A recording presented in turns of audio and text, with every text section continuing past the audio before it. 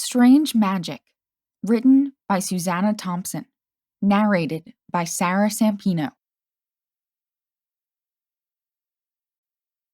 Chapter 12. Let's report her to the police. Caitlin took another spoonful of ice cream. I glumly licked some ice cream off my spoon. For what? We were sitting in Caitlin's kitchen.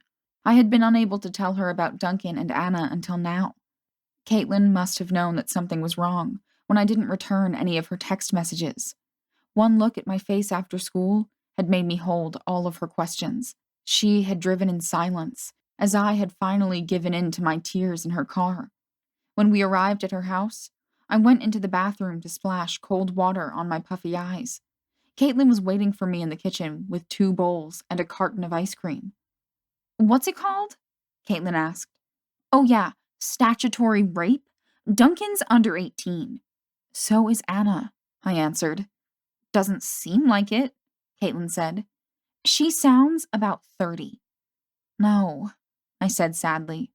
"She's our age." "Doesn't act like it," she insisted. "Who shakes hands?" "Whatever. You'll see her for yourself. She'll be going to school with us." I wished that the cold ice cream could numb my heart as well as my mouth.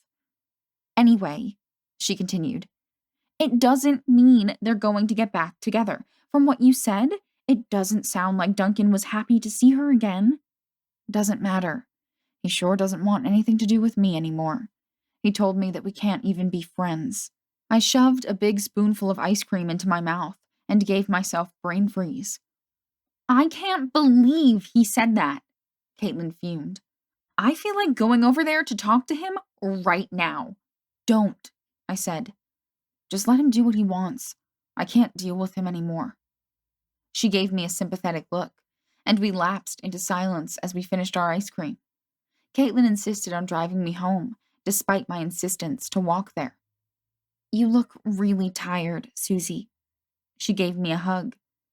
She offered to stay with me until my parents got home from work, but I lied that I was going to take a nap. After she dropped me off, I immediately began cooking dinner so that I could keep busy. My parents praised my efforts and told me that the meal was delicious, but it might as well have been cardboard for all the pleasure I took in eating it. I did my homework, took a shower, and went to bed early. I woke up with a resigned attitude. There was no use in trying to avoid the inevitable, so I might as well get it over with. The previous day had been such a roller coaster of emotions for me, but today I felt amazingly calm. Caitlin eyed me warily when she picked me up for school. "How you holding up?" "Don't worry, I'm done crying over Duncan," I assured her. She didn't look convinced. "Just text me if you need to bail. I'll cut class with you." "Thanks, but I'll be fine. Really. Yesterday was just such a shock, you know?" I found a smile for her. "Besides, how much ice cream can one girl eat?" My glib comments didn't fool her, and I couldn't lie to myself. I wasn't fine, but there was nothing I could do about it. Duncan had become important to me. I had imagined a romantic future for us, and he had seemed on the verge of asking me out, until Anna showed up. He obviously still had strong feelings for her. I saw her in the hallway after my first class. She was talking to none other than my ex-boyfriend, Brad. I tried to walk by undetected, but she recognized me. "Hi, Suzana." "Hi." Brad tore his eyes away from her. "Hey, Susie." Now he knew my name. "Hi, babe." I took perverse pleasure in the uncomfortable look on his face. "Later," I said breezily, and walked on without a second glance. That lifted my spirits, however briefly. I wondered what Anna's plans were. It had to be more than a coincidence that she had moved to the exact same town as Duncan. Valley View wasn't a well-known city by any means. How had she convinced her parents to move all the way across the country?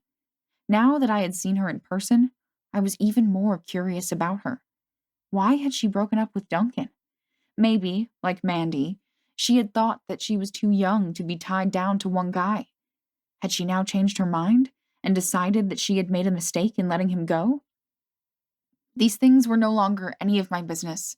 Duncan had made it clear that he wanted to distance himself from me. He had told Anna that I was a stalker, which had hurt my feelings terribly after the close friendship that we had shared. Despite everything, my eyes were immediately drawn to him as I entered English class. I was shocked by his appearance.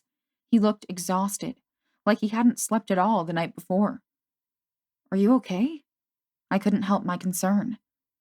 "Fine," he muttered, as he quickly looked away from me. I managed to mind my own business for a while.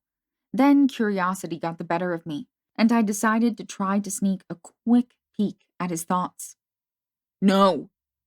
Duncan's voice was loud enough to interrupt the teacher and make everybody in class turn to stare at him as he shot up out of his chair. "May I go to the restroom?" He didn't actually wait to hear the answer as he hurried out of the classroom. "When you gotta go," somebody said. Everyone except me laughed. I sat there blinking away my tears. In case I had missed it the day before, Duncan had once again driven home the point that he didn't want anything to do with me. Even my concern was unwanted. I had no intention of becoming the stalker that he described me as being. It was for this reason that I ignored the nagging feeling that something was very, very wrong. If he wanted distance, then I would give it to him. When he came back to class, I resolutely ignored him. The minute class was over, I stood up to beat Duncan out the door, but he stood in my way. "Don't ever do that again," he hissed. "Get out of my way," I snapped. He remained where he was, his eyes locked on mine. "Please, Suzana, you have to understand how important this is. Anna must never know about our connection." "So much for being different," I said bitterly. "I'm not the one you have to worry about. Last time I saw Anna, she seemed to be getting friendly with Brad. You should hurry before he beats you to her bed." The hurt look on Duncan's face didn't give me much satisfaction. Wordlessly, he stepped back to let me pass. My anger drained out of me as quickly as it had sprung up. I felt sad that my friendship with him had to end this way, but it wasn't my choice. At least I still had Caitlin, who was a true friend. It was a relief to see her at lunch and know that she understood how I felt. We sat down at our usual table, but we weren't alone for long. "Hi, Suzana. Do you mind if I sit with you?" Anna was holding her lunch tray and looking at me expectantly. Uh, sure." I felt like my face was going to crack from my forced smile. "Thanks." Anna took a seat next to me. "Being new here, I don't know many people yet." "This is my friend, Caitlin," I said. "Caitlin, this is Anna." "It's so nice to meet you." Anna half rose out of her seat and leaned toward Caitlin with her hand extended. A bewildered Caitlin shook her hand. "Nice to meet you, too. Everyone's been nice, except Duncan. I tried to sit by him, but he was cranky." Her green eyes looked to me for sympathy. "Anyway, I'd like to get to know you. I meant what I said yesterday. I hope that we can all be friends." She had caught me by surprise. Uh, yeah. "Also," Anna continued, "Brad asked me to the homecoming dance. He told me that you used to be his girlfriend. I don't want to get off on the wrong foot with you. So, if you're not okay with it, I'll tell him no." "She's fine with it," Caitlin blurted out. Anna smiled at Caitlin and turned back to me. "Are you sure?" "Absolutely," I said with sincerity. "Okay." She waited a beat. "So, has Duncan asked you to the dance?" My smile faltered. "No." She covered my hand with her own. "It'll be okay. I can tell that he likes you." "Really?" I asked before I could stop myself. Her smile was encouraging. "I know him. He definitely likes you. Are you okay with that?" Caitlin asked the question that I didn't dare. Anna turned her attention to Caitlin. "You're very direct. I like it." "To answer your question, yes, I am very okay with that. Duncan and I were over a long time ago. I've moved on, and I hope that he can too. I wasn't sure what to think now. Anna seemed so sincere and friendly. She was being a lot nicer to me than Duncan. I decided that I wasn't going to hold his behavior against her. Yes, I said with conviction. We can be friends. She beamed at me. I had a good feeling about you the moment I met you. What are you doing? The three of us looked up at Duncan. Anna spoke first. Duncan, why don't you join us? Anna, he seethed. I asked you what you're doing. I'm getting to know Suzana and Caitlin. They were kind enough to let me sit with them after you turned me away. I've changed my mind. Come sit with me. Despite his words, Duncan couldn't have sounded less inviting. Why haven't you asked Suzana to the dance? Even Caitlin was shocked by this. I heard her gasp as I held my breath. Duncan's pale blue eyes flicked to me for the briefest instant, then fixed on Anna. Are you coming or what? Anna spoke to me. He does like playing hard to get, but we know better. She smiled at me and Caitlin. If you'll excuse me, I'm going to try to talk some sense into him.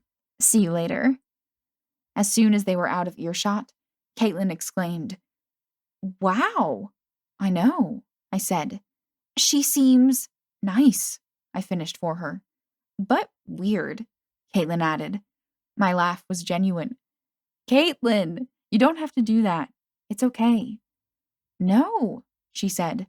I mean, she did sometimes act like she's way older. Again with the shaking hands thing. I shrugged. It's a little different. Anyway, Caitlin brightened. Your problem is solved. She's going out with Brad. That doesn't change how Duncan's acting toward me. That's another thing that's weird, she mused. It doesn't seem like he wants her back. Why wouldn't he let her sit with him if he did? Who knows what he's thinking? He sure doesn't want me to know. He threw a fit when I tried to hear his thoughts in English today. Try now, Caitlin said. Maybe he'll be too distracted by Anna to notice. I shook my head. No, I'm not going to spy on him. We were good friends for a while, even though he doesn't want me to be anymore. Then listen to Anna's thoughts, she suggested. See if we can really trust her. Even as I considered this, my mind rebelled against it. It was the bad feeling on the day of the storm, multiplied several times. I shivered. That's not a good idea. That's not a good idea at all.